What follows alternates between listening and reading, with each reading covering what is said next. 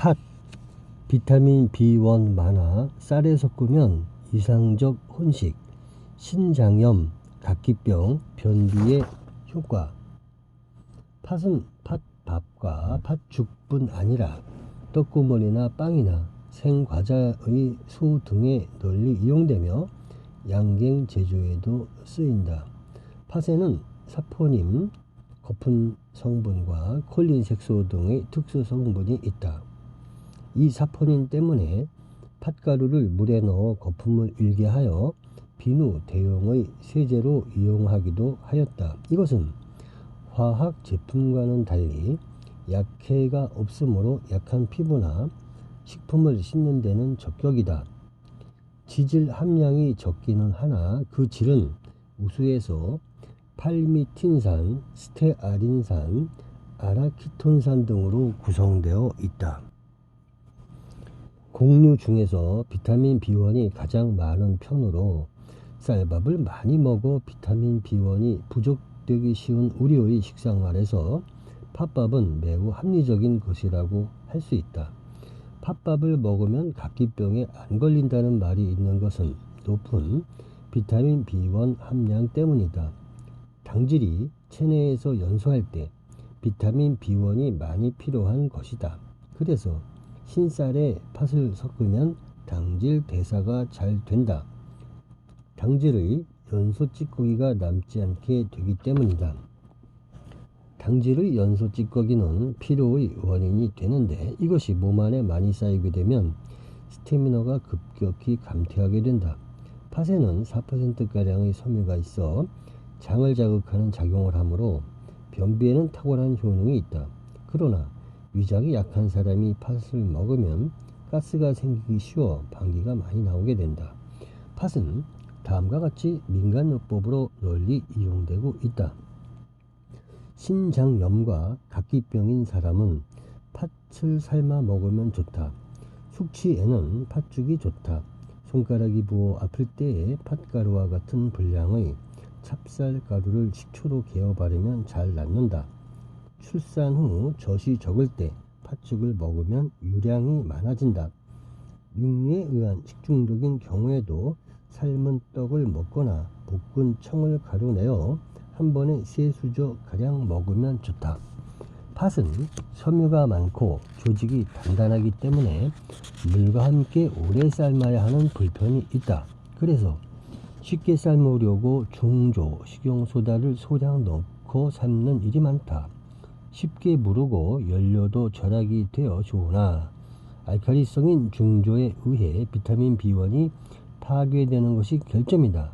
팥의 껍질은 7에서 8%이고 우리나라에서 재배되고 있는 품종은 청주적 재래 1호, 대나번 등이 있다.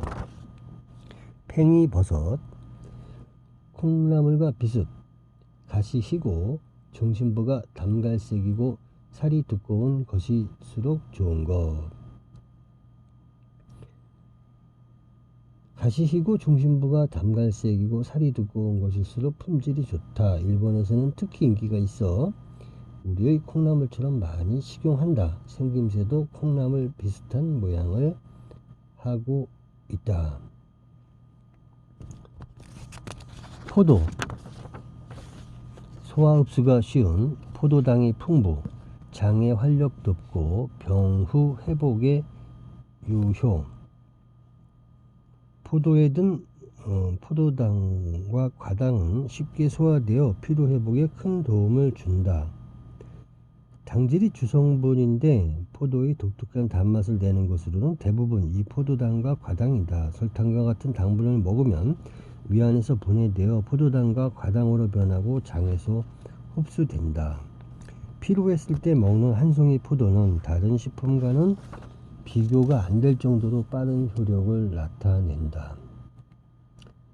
주석산과 사과산이 0.5에서 1.5%, 펙틴이 0.3에서 1%, 고무질, 이노시톨, 타닌 등이 들어있어 장의 활동을 촉진시켜주고 해독하는 작용도 있다.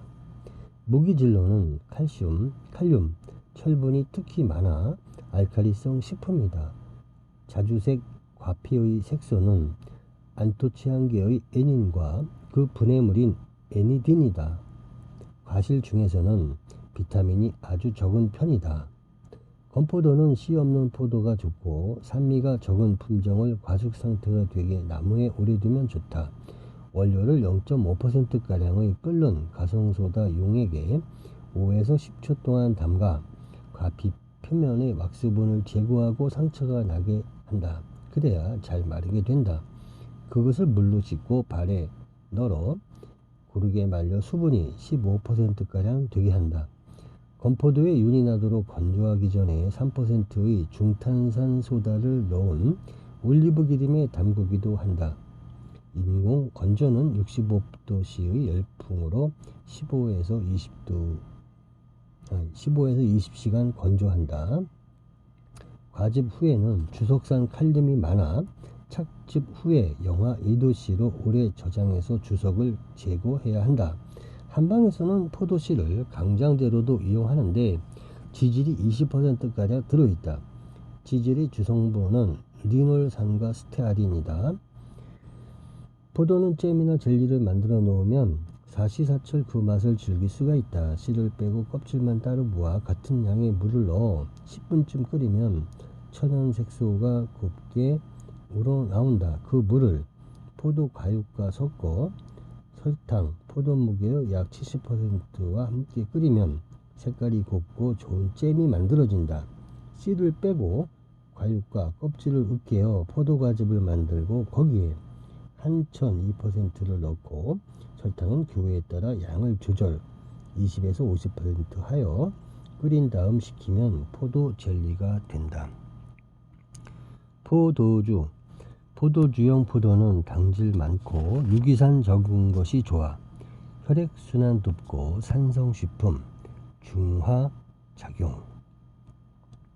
100년의 적이 한 번의 회식으로 1000년의 친구가 된다는 중국의 교훈과 같이 식탁은 사교의 더 없는 장소이며 좋은 기회인 것이다.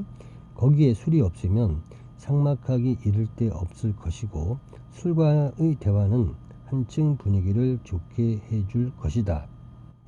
포도주는 옆으로 눕혀서 보관하는 것이 원칙이다. 직사광선과 더운 곳을 피해야 하므로 지하실 등 어두운 곳에 보관하는 것이 좋다. 포도주는 한번 마개를 따면 보존이 불가능하므로 다 마셔버리는 것이 원칙이다.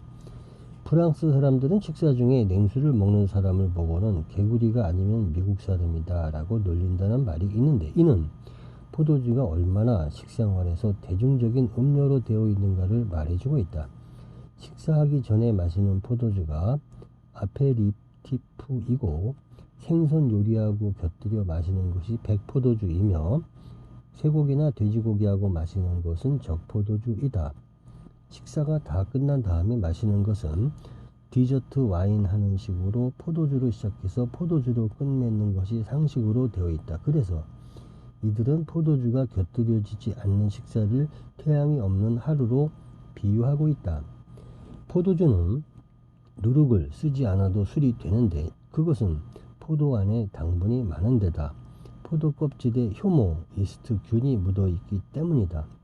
포도주는 유럽계 민족이 키워온 술인데 적색, 백색, 분홍색, 단 것, 달지 않은 것, 주정도가 높은 것, 낮은 것 등 참으로 다양하다.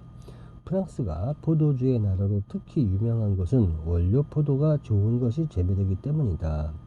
포도주용 포도는 당분이 많고 유기산은 적은 것이 좋다. 같은 지방이라도 날씨가 불손한 해에는 포도의 당분이 적어 양조 연차에 따라 포도주의 질이 뚜렷하게 차이가 난다. 보통 빈테이지라고 하면 그 해에 만들어진 술이며 저장할수록 질이 좋아지는 것이다. 덮어놓고 오래 묵으면 좋은 술이 된다고 아는 사람이 많으나 포도주에는 해당되지 않는 이야기이다. 그러나 우리나라에서는 그동안에 가짜 포도주가 판을 쳐서 포도주에 대한 개념이 아주 흐려져 있었다. 최근에 와서 제대로 양조한 것을 선보이고 있다. 포도주를 가리켜 생명의 물이라고도 불러왔다. 일사병에 쓰러졌을 때나 기절했을 때 포도주를 한 모금 입에 넣어주면 소생이 빨리 되는 데서 나온 말이다. 포도주는 보통 알코올이 12%가량 들어있어 피 흐름을 도와주고 다른 술과 달리 알칼리성 식품에 속하기 때문에 곡류나 육류와 같은 산성식품을 먹을 때 곁들여 먹으면 체액이나 혈액을 중성으로 유지해 주어 건강에도 좋은 음료이다. 술도 양리면으로 보면 모르핀과 마찬가지로 습관성을 갖는 마약과 비슷한 것이므로 그 음주법에도 주의를 하여야 한다. 특히 포도주와 같이 주정도수가 강하지 않고 신맛과 떫은 맛이 잘 조화된 술은 혈액순환을 도우며 일상생활의 스트레스를 풀어주는 효과가 크다. 술이 가지고 있는 장점과 단점을 이해한다면 술을 두려워하고 비난할 필요도 없으며 건강한 생활을 하는 데 도움을 받을 수 있는 것이다. 그런데도 술이 갖는 공적을 잊고 잘못해서 술로 인해 비극을 초래하고 있는 사람이 많음은 유감스러운 일이 아닐 수 없다. 포도주는 종류에 따라 제맛을 내는 온도가 다르다. 즉 백포도주는 5에서 7도씨, 핑크는 10도씨, 적포도주는 15도씨가량이 가장 좋다. 포도주는 잔에 2분의 1에서 3분의 2 정도 붓는 것이 에티켓으로 되어 있다. 술잔에 가득 채우면 공기 접촉과 공기 순환이 커져 향과 맛이 빨리 없어져 좋지 않다. 술잔에 따라진 포도주는 단번에 마시지 말고 4번쯤 나누어 한 모금씩 마시는 것이 좋다.